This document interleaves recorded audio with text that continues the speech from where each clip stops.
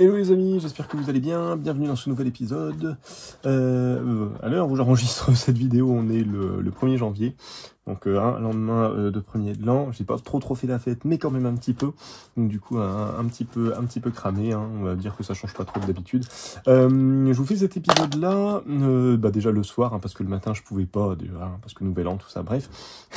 Avec les enfants c'était juste pas possible, et mon état général c'était juste pas possible non plus, même si j'ai pas trop abusé. Bref, je me présente, hein, après ce petit moment chaotique. Je m'appelle Ben Toubab, je suis auteur-illustrateur, je travaille principalement en auto-édition et flûte, et je n'ai plus mon truc de base. Flûte en auto-édition et en micro-édition, voilà. Je fais principalement du conte illustré, un petit peu de bande dessinée, surtout du livre illustré, un petit peu de roman illustré aussi, et du jeu de société illustré, voilà, tout ce qui se prête un petit peu à l'édition et qui se prête surtout à l'illustration, parce que c'est un peu l'idée. Donc voilà. N'hésitez pas à aller faire un petit tour sur ma boutique, s'il y a des choses qui vous intéressent, n'hésitez pas à me laisser un petit message, me dire voilà, ce qui vous plaît, et puis voilà, on en discutera de tout ça. Bref, cet épisode les copains, cet épisode fait suite, du coup, à l'épisode que j'avais fait où je parlais du matériel un petit bilan 2023 du matériel que j'utilisais en extérieur. Donc j'avais fait tout un bilan sur ma petite boîte d'aquarelle, sur tout ce que j'embarque et tout ça. Et là, je me suis dit que j'allais vous faire la même chose avec, du coup, ce que j'utilise en intérieur. Alors le truc, c'est que concrètement, je pourrais pas vous faire vraiment de dessin pendant cet épisode. Ce sera le seul épisode où je fais pas de petits dessins en plus, je vais juste vous parler un petit peu de ce que j'utilise. Pourquoi? Parce qu'en fait le matériel que j'utilise en intérieur, en fait c'est du matériel que j'utilise pour du grand format. Donc le plus petit format que j'utilise c'est celui qui est sur ma gauche, et bon, c'est beaucoup trop lourd à remplir. C'est du matériel que j'utilise que pour de la commande principalement, ou quand j'ai une vraie grosse illustration personnelle à faire. La plupart du temps, ces derniers temps, c'était vraiment que de la commande. Et donc voilà, donc je me suis dit, je vais juste vous en parler, mais j'ai eu des commandes récentes, donc ça sera plus intéressant quand la vidéo sortira sur YouTube, mais du coup, vous allez avoir, hein, au moment où je vous parle, vous allez avoir, une fois que la vidéo sera montée, des petits inserts de commandes que j'ai eu, petit processus pour vous montrer un petit peu comment je fonctionne, à défaut de pouvoir vous le faire en live directement. Alors, ça se divise en deux parties les copains, parce que moi en fait je travaille principalement soit en aquarelle sur ce que j'appelle, on va dire, du petit format à la commande, donc au minimum c'est un peu plus grand qu'A4, et généralement c'est ce format là. Hop, je vais vous présenter ça tout de suite d'ailleurs. Ce format là, pour l'instant, moi, le meilleur papier aquarelle que j'ai trouvé niveau rapport qualité-prix surtout, et surtout quand même qualité, c'est le papier Magnani Italia. Donc vous avez Italia, vous avez Portofino, et vous en avez un autre dont le nom m'échappe, mais bon, qui correspondent à chaque fois à grain fin, grain satiné et grain torchon. Pour rappel, hein, le papier aquarelle de bonne qualité, généralement vous avez 3 grains. Grain satiné qui est complètement lisse, le grain fin qu'on trouve le plus communément qui a un grain léger, et le grain torchon qui a un grain bien prononcé avec une belle texture.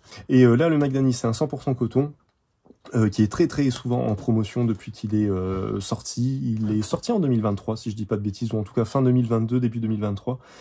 Et gros coup de cœur pour ce papier. Voilà, je l'utilise vraiment beaucoup. Surtout pour de la commande, et au niveau des formats, on est sur des formats, là par exemple on est sur un 31-41, et comme moi généralement je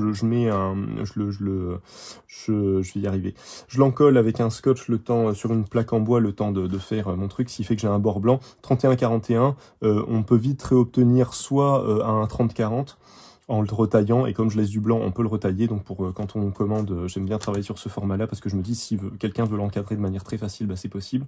Et si quelqu'un veut mettre un passe-partout ou ce genre de choses, il y a les bords blancs qui peuvent servir justement à faire un espèce de second encadrement en plus du passe-partout, qui peut être intéressant. Donc voilà pour ce papier. Et donc ouais, comme je le disais, hein, j'en parle assez souvent dans mes vidéos, très souvent en promotion, très intéressant niveau qualité-prix. Je trouve quand même que le Arch est de meilleure qualité, mais franchement vraiment très intéressant à la feuille. En plus, ils font du 300 grammes à la feuille, donc en 56-76, et du 640 grammes, donc vraiment du cartonné bien épais, qui est très agréable à travailler aussi, et qui est pas si excessif que ça niveau prix. Donc voilà un petit peu pour les commandes que je peux avoir Je vais y arriver. Les commandes que je peux avoir au minimum, c'est sur ce format-là généralement. Généralement, je descends pas en dessous de ce format-là. Ce que je fais en dessous de ce format-là, c'est ce que je fais généralement en festival. C'est de la commande qui dure entre 30 et 40 minutes maximum, que je fais uniquement en festival, à un prix très très intéressant, parce que voilà, je veux pouvoir aller vite et pas proposer quelque chose de trop excessif en salon, en festival, salon du livre et festival BD. Donc voilà. Et avec ceci, bien sûr, si je dis pas ce que j'utilise, je suis tombé amoureux, mais ça date d'il y a plus d'un an. Mais je les utilise encore, les Gansai Tambi de chez Kuretake.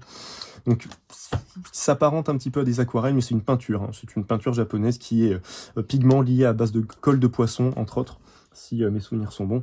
Et du coup, très très intéressante à utiliser. On obtient, moi je l'utilise vraiment comme de l'aquarelle, donc on a des rendus très très, beaucoup de transparence. On peut, comme avec la sennelier qui est liée au miel d'abeille, on peut très très vite avoir quelque chose de très opaque et très, très foncé, très couvrant, pardon. Donc très très intéressant pour ça. Et puis ouais, les couleurs sont hyper saturées, hyper belles. Et ce que j'aime bien, c'est pareil, c'est ce que j'aime bien aussi chez Colibri en acrylique, j'en parlerai après du coup. Mais du coup, on retrouve un nuancier, des nuances de couleurs qui dénotent un peu de ce qu'on a l'habitude d'avoir. Que ce soit Sennelier, Winsor & Newton, tout ça, on retrouve un petit peu quand même les mêmes types de couleurs. Et là, avec Kuretake, on a vraiment des nuances qu'on n'a pas l'habitude de travailler, que moi je trouve très très intéressantes et qui me permettent moi par exemple de me démarquer par rapport à des aquarellistes qui vont faire des choses un peu plus classiques. Et bien sûr, moi je fais pas de l'aquarelle professionnellement comme peuvent le faire ces personnes. Donc du coup voilà. Du coup voilà un peu dans l'idée. Et en pinceau, j'utilise à peu près tout le temps cela. Avec le pinceau calligraphie que je monte beaucoup, que j'ai oublié de présenter, que j'ai rangé, que je peux pas vous montrer, mais que je vous mettrai en insert aussi, à base de poils de chèvre, et généralement j'utilise ça. Donc là-dedans, qu'est-ce qu'on a? On a du synthétique, hop, synthétique de chez Raphaël, vraiment classique, un KRL, très très bien. Soft Aqua de chez Raphaël aussi, donc une imitation petit gris, donc avec un fort pouvoir, j'allais dire absorbant. Mais oui, une bonne retenue d'eau pour pouvoir faire du fond, couvrir tout ça. Le poil se donne un peu trop, donc j'utilise, mais je suis plus fan du KRL pour le coup. Et bien sûr, voilà, un petit gris classique. J'ai celui-ci, c'était l'aquarelliste de chez Léonard, qui est très très intéressant aussi. J'essaierai pareil de vous mettre tout ça en lien. Et puis un petit synthétique en sabre que j'aime bien utiliser pour avoir un trait un peu plus nerveux. Et puis deux martres beaucoup plus fins pour travailler du détail. Voilà, c'est à peu près ça que j'utilise pour de la commande en aquarelle sur papier. Et voilà, là c'est vraiment le matos qui me suit depuis toute cette année déjà et l'année dernière quand même un petit peu, et j'en suis pleinement satisfait. Les Kuretake Gansai Tambi, normalement elles arrivent elles sont vendues soit à l'unité, soit sur un espèce de plateau en bois qui est joli mais qui est pas du tout ergonomique pour pouvoir travailler avec. Donc j'ai chopé une grosse palette d'aquarelle, hein, tout simplement, qui à la base avait des rails ou ce genre de choses. J'ai enlevé les rails et j'ai juste collé avec de la pâte à fixe les Kuretake pour essayer de gagner au maximum en place. Mais j'ai vu, excusez-moi, une palette vide encore plus grande, et je pense que je vais passer à un format au-dessus pour gagner en réserve, réserve de travail, en petit plateau de travail, en palette de travail, pardon, j'avais plus le mot, et pour pouvoir mettre un peu plus de couleurs. Et d'ailleurs, il faut que je m'en rachète parce qu'il y en a certaines que je n'ai quasiment plus. Donc voilà. Voilà du coup pour ce que j'utilise du coup pour de l'aquarelle en intérieur. Je pense que je n'oublie rien. Si j'allais dire, s'il y a des choses qui me reviennent, je vais vous les dire après, mais vu que je vais passer à l'autre chose que je fais en commande, bah ça risque je vais pas revenir dessus quoi.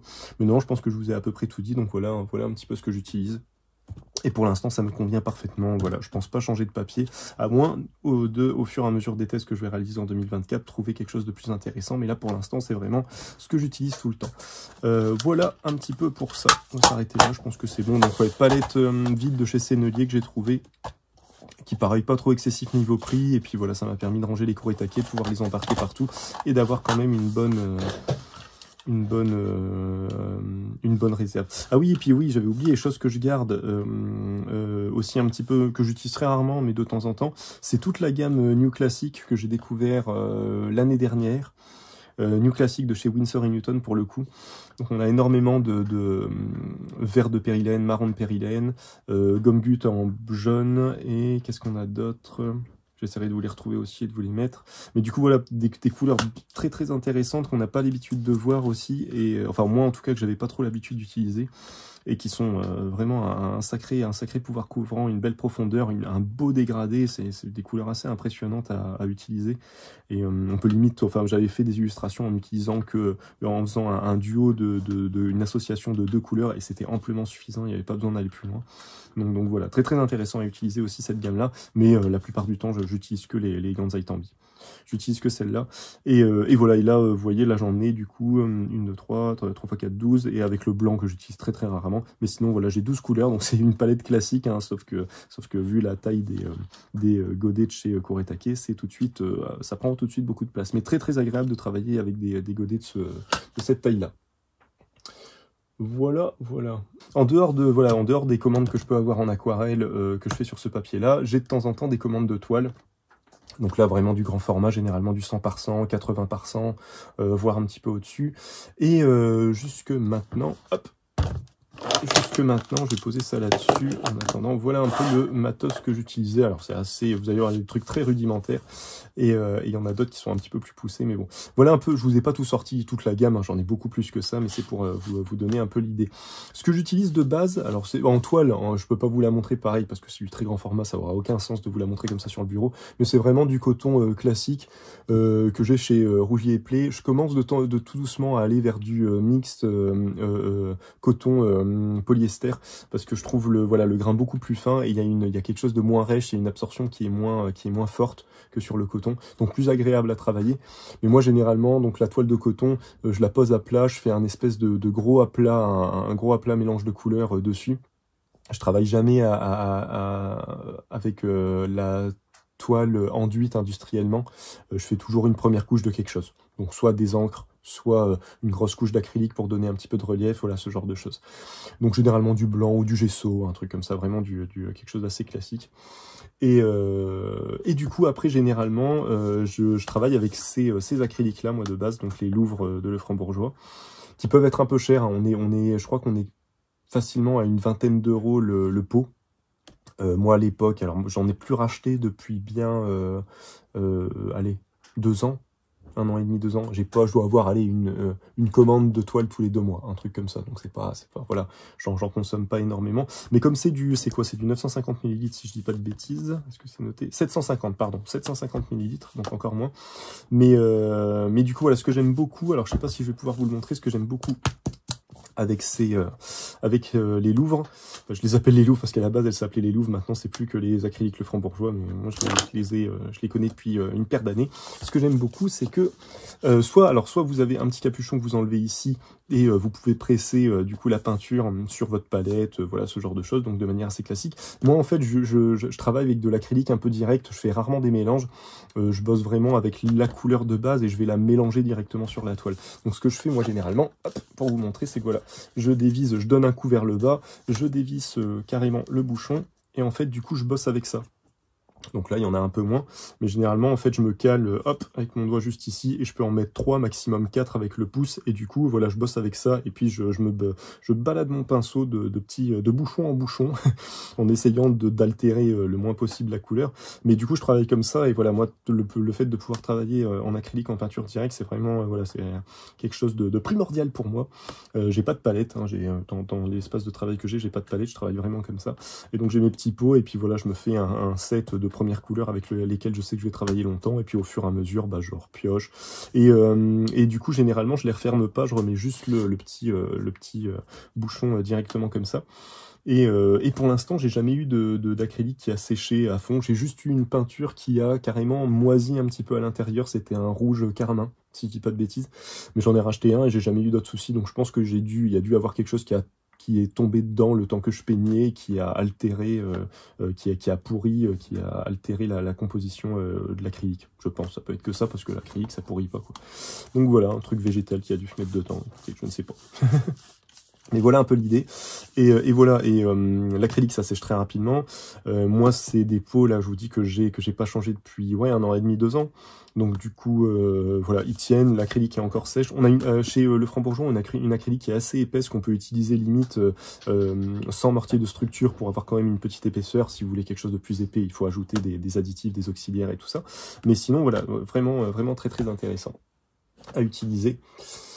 Depuis quelques temps maintenant, j'utilise beaucoup les colibris de chez les peintures colibris de chez les peintures tatou de chez Colibri, excusez-moi, ça pareil, je vous mettrai un insert de ce que ça donne niveau rendu. Sont des peintures écologiques qui imitent l'acrylique, mais qui sont biosourcées, qui sont à base de liant végétal. Donc on est sur quelque chose qui est beaucoup moins polluant et qui ont une ergonomie, un principe un peu anti-gaspi qui fait qu'on est sûr de pas gaspiller la peinture et tout ça. Donc très très intéressant, j'en suis tombé assez amoureux et donc je me dis que je vais tout doucement switcher là-dessus. Mais pour l'instant, tant que j'ai pas fini mes pots, bah, je les continue. Et puis quand j'aurai fini, je pense que je passerai à la Colibri. La Colibri pour le coup, comme c'est un liant végétal, c'est un liant visiblement qui est moins épais. Donc on est sur quelque chose d'un peu plus coulant en termes d'acrylique, mais très très intéressante à utiliser. Et pareil, ce que j'aime bien, c'est que comme Colibri Tattoo, ils viennent de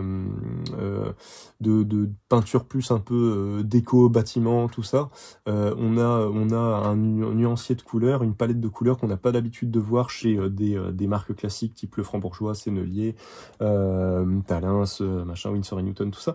Donc du coup, voilà, très très intéressant pour changer, pour avoir quelque chose de différent au niveau de la teinte. Et comme moi en plus je ne fais pas de mélange de couleurs, j'utilise généralement la couleur à même le pot, voilà, ça m'intéresse beaucoup de switcher directement là-dessus.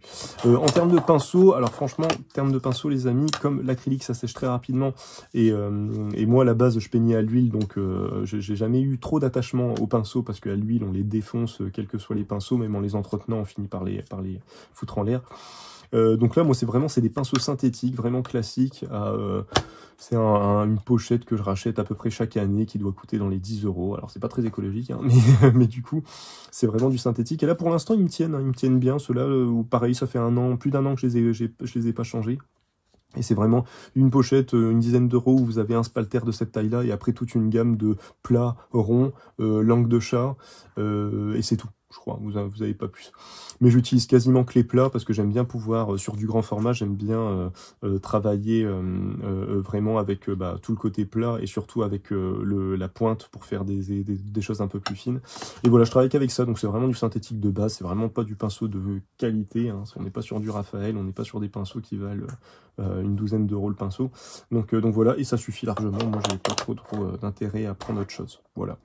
Et du coup, en fait, pour terminer en acrylique, généralement, j'utilise des marqueurs acryliques, soit des Posca, soit là j'ai pris ce qui me tombait un petit peu sous la main, parce que j'en ai une quarantaine là, soit des Liquitex, j'avais trouvé pas mal une bonne promotion sur les Liquitex, des marqueurs acryliques pareil, et du coup que j'utilise généralement, soit pour faire des coulées, soit des projections, en soufflant dessus, soit, je l'avais montré 2-3 fois en vidéo, soit pour faire des raccords avec des peintures, avec des couleurs un peu plus chargées, un peu plus saturées et un peu plus flashy aussi. Et puis des pointes un peu plus fines pour de la précision. Donc voilà, c'est du classique, hein, pour vous montrer. Hop, ça ressemble à ça. Vous avez de la peinture acrylique à l'intérieur. Les Liquitex, pour l'instant, moi, ils m'ont pareil jamais fait faux bon. J'en ai pas qui ont séché ou quoi que ce soit. Et pareil, ceux-là, je les ai depuis pareil, 1 an et demi, 2 ans. Toujours nickel, on peut les recharger, je peux les ouvrir, remettre de l'acrylique dedans. Je peux les balader un peu partout, ils fuient pas. Donc voilà, très très bonne qualité. Assez content du truc. Et donc voilà, j'utilise généralement ça pour faire quelques détails un peu plus fins sur mes toiles. Voilà un peu l'idée. Et du coup, une fois que tout est bien... Alors j'attends que ça se soit sec, hein, bien sûr, entre chaque couche. Et une fois que tout est bien sec, généralement, j'ai trouvé chez Tombow Fudenosuke. Donc c'est une pointe un peu souple, avec une encre pigmentée, hein, je suppose, encre pigmentée, qui, une fois que l'acrylique est sèche, fonctionne très bien dessus. Il y a une belle adhérence, ça sèche bien dessus et ça s'enlève pas quand on passe le doigt dessus. Donc moi j'utilise quasiment que ça, soit pour signer, soit pour faire vraiment du détourage assez fin sur certaines parties, vraiment faire un petit peu de détail avec que du noir. Mais du coup voilà, moi c'est un petit peu mon combo pour des toiles et du grand format que j'utilise. Et puis voilà les amis, je crois je vous ai à peu près tout dit, on arrive à la fin. Encore une fois, cette vidéo sera beaucoup plus intéressante avec tous les inserts que je vais y mettre. Mais du coup, voilà un peu l'idée. Voilà un peu l'idée. J'essaye de voir si je vous ai pas, si j'ai pas zappé des trucs. Ça va être une vidéo très courte, dis donc. Ça sera la plus courte, généralement je tourne autour d'1 heure, et là on est même pas une demi-heure. Et ben c'est très bien, ça me fera moins de montage, ce sera très bien. Non bah écoutez, je pense qu'on est bon. Encore une fois, si vous avez des questions, vraiment n'hésitez pas. Ça, et je vous dis, ouais, je pense qu'en termes là, alors comme je vous disais, ouais, je vais voir au niveau des tests que je vais faire pendant l'année ce qui va changer. Je pense que ouais, donc déjà pour revenir en aquarelle chez Kuretake, je vais essayer de passer à une boîte un peu plus grande pour avoir plus de couleurs, ça c'est sûr. En pinceau, je vais rien changer, et en papier, je pense pas, à moins d'avoir un gros coup de cœur pour un truc qui arrive, mais sinon je ne pense pas. En peinture sur toile, j'ai envie de changer les Lefranc-Bourgeois pour passer à toute la gamme Colibri. Que je trouve plus intéressante, plus chère hein, forcément, et encore parce que là, le franc-bourgeois, elle est assez chère, hein. Elle est quand même assez chère, je vous dis, 750 millilitres, on est à une bonne vingtaine d'euros, mais c'est quelque chose qui dure, et je vous dis, hein, comme je vous l'ai montré, elle est quand même bien, pour vous la remontrer, elle est bien, hop, elle est bien épaisse, hop, voilà, on a quelque chose de bien épais, on a vraiment une acrylique qui se tient, quoi. Et moi, ça, j'aime beaucoup. Donc, on verra avec les colibris si j'arrive à avoir à peu près le même rendu. On verra bien. Donc, du coup, voilà à peu près pour l'année ce que je vais changer. Et pareil, en termes de marqueurs, je pense pas que je vais changer. Pour l'instant, ils tiennent. Ils me permettent vraiment de faire 2-3 petits réaux, des petits détails sur la fin. Et pour l'instant, je trouve que le combo fonctionne bien. À la base, quand je travaillais que avec l'acrylique, je trouvais qu'il y avait une espèce d'homogénéité un peu trop classique, un peu trop fade. Et là, tout de suite, quand je fais des petits rajouts au marqueur, ça donne tout de suite un peu plus de profondeur, comme une espèce de seconde couche qui vient se poser par-dessus. Même avec 2-3 traits, ça change tout de suite la donne. Donc voilà. Et pareil en pinceau, j'ai envie de tester, hein, parce que j'avoue qu'en acrylique, j'ai rarement testé d'autres pinceaux que du synthétique vraiment classique. Donc j'ai bien envie de tester des poils un peu différents pour voir un peu ce que ça donne. Et j'ai tout un stock de petites toiles que j'avais acheté à une époque pour un projet que j'ai jamais fait il y a très longtemps. Je me dis ça pourrait être sympa de faire des tests là-dessus. Et voilà, à peu près. Et ce que je veux tester cette année, surtout, c'est la Cobra. C'est une peinture à l'huile à l'eau. Moi, j'ai travaillé pendant très très longtemps la peinture à l'huile. Et j'ai arrêté parce que, l'essence, les odeurs, le prix... et puis voilà, avoir du matériel, j'ai mes enfants, hein, donc avoir du matériel un peu toxique, inflammable, tout ça pas loin, je préfère pas, on sait jamais. Donc voilà.